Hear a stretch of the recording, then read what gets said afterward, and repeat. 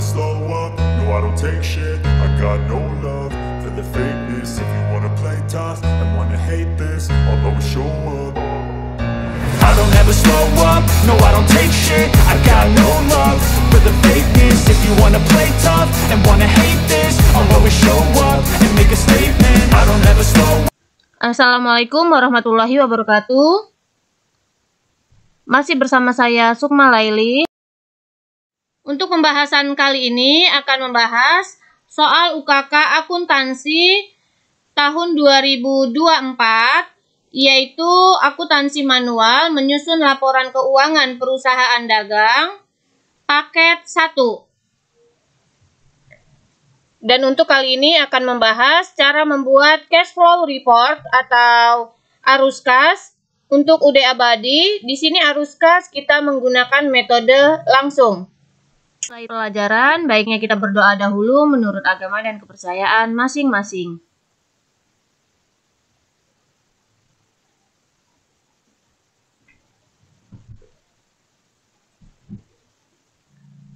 Baiklah, data yang diperlukan untuk membuat arus kas kasus UD Abadi di sini. Yang pertama, data diambil dari jurnal khusus yaitu cash receipt journal. Lalu yang kedua, cash payment journal, dan yang ketiga petty cash. Jadi untuk kasus UD Abadi ini membuat cash flow report, data diambil dari 3 jurnal khusus yaitu cash receipt journal, cash payment journal, dan petty cash.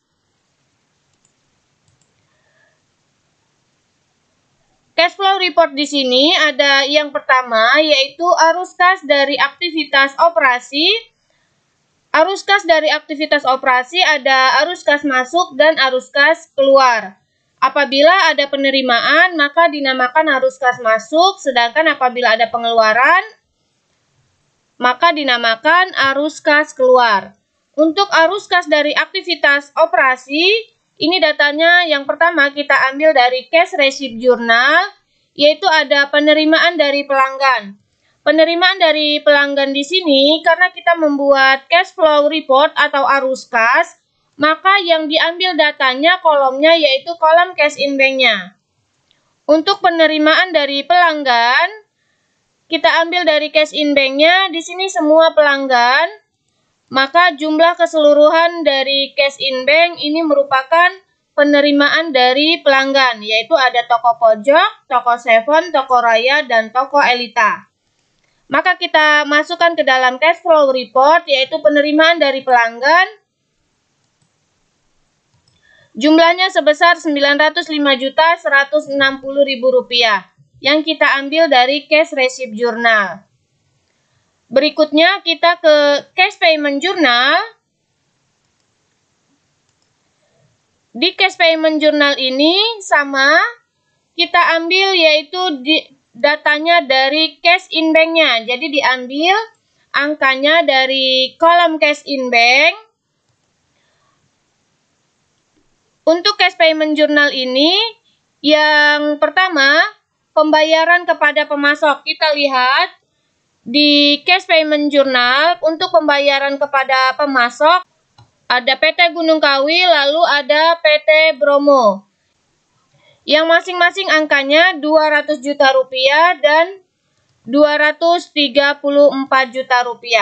Kita jumlahkan, maka masuk ke dalam pembayaran kepada pemasok, yaitu jumlahnya Rp434 juta.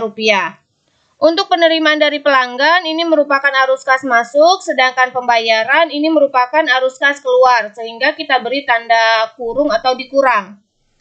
Lalu berikutnya ada pembayaran expense payable. Ini datanya diambil dari cash payment journal. Pembayaran expense payable ada 2, yaitu untuk Rp2.500.000 dan Rp5.900.000. Maka kita jumlahkan. Pembayaran expense payable yaitu sebesar Rp8.400.000. Lalu berikutnya ada store supplies. Store supplies ini diambil dari petty cash journal. Di sini ada pembelian store supply sebesar Rp1.300.000. Ada 2 kali transaksi. Yang kita ambil, ingat, yaitu kolom cash-nya. Kalau untuk di petty cash jurnal, yaitu petty cash-nya. Ada sebesar Rp1.300.000. Jadi arus kas ini yaitu arus kas masuk dan keluar yang kaitannya dengan kas dan setara kas. Kas dan setara kas untuk kas yaitu kas yang ada di bank atau cash in bank. Yang setara kas yaitu petty cash. Kita masukkan angkanya store supplies Rp1.300.000, sama kita beri tanda kurung karena ini merupakan pembelian, jadi mengurangi uang kas. Lalu kita jumlahkan penerimaan dari pelanggan dikurangi dengan pembayaran kepada pemasok dan dikurangi dengan expense payable lalu store supplies, maka ini dinamakan arus kas bersih dari aktivitas operasi, yaitu sebesar Rp461.460.000. Lalu berikutnya kita masuk ke arus kas dari aktivitas pendanaan. Untuk arus kas dari aktivitas pendanaan ini, kita ambil datanya dari cash payment journal. Di cash payment journal ada pembayaran hutang bank BRI yang belum kita catat, yaitu angkanya kita ambil dari cash in bank-nya. Ada sebesar Rp150 juta dan Rp14 juta. Jadi yang belum diambil yaitu pembayaran hutang bank Rp150 juta dan Rp14 juta. Maka kita masukkan angkanya arus kas dari aktivitas pendanaan, yaitu yang pertama Bank Mandiri Loan sebesar Rp150 juta, maka kita masukkan angkanya Rp150 juta. Lalu berikutnya ada interest expense sebesar Rp14 juta, cash in bank-nya yang kita ambil, maka kita isikan interest expense yaitu sebesar Rp14 juta.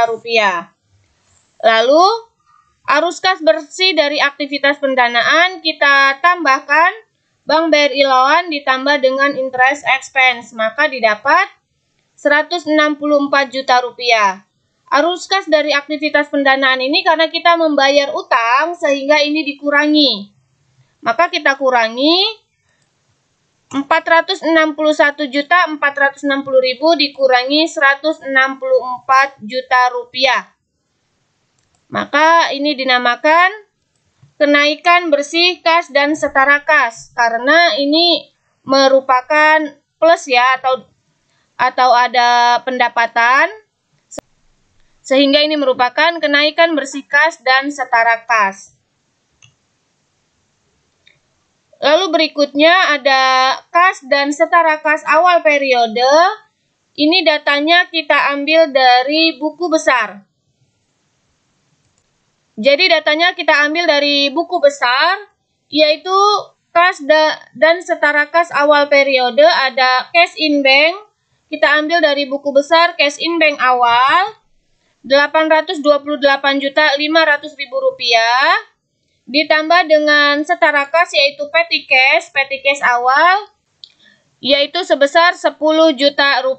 Maka kita tambahkan cash in bank, kita tambahkan dengan petty cash sehingga menjadi kas dan setara kas awal periode. Lalu hasilnya kenaikan bersih kas dan setara kas kita tambahkan dengan kas dan setara kas awal periode. Ini dinamakan kas dan setara kas akhir periode. Untuk membuktikan pekerjaan kita benar atau salah, kita bisa melihat kas dan setara kas akhir periode di sini yaitu sebesar Rp1.135.960.000. Yaitu kita tambahkan cash in bank akhir Rp1.127.260.000 ditambah dengan Rp8.700.000. Maka kita coba tambahkan.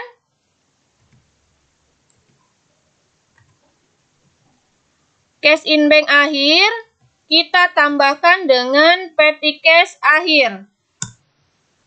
Maka hasilnya yaitu sebesar Rp1.135.960.000. Ini sama dengan perhitungan kita atau arus kas dan setara kas pada akhir periode. Apabila sudah sama, berarti pekerjaan kita sudah benar. Itulah tadi cara membuat cash flow report untuk UD Abadi soal UKK Akuntansi tahun 2024 paket 1. Kita lihat lagi pekerjaan kita membuat cash flow report.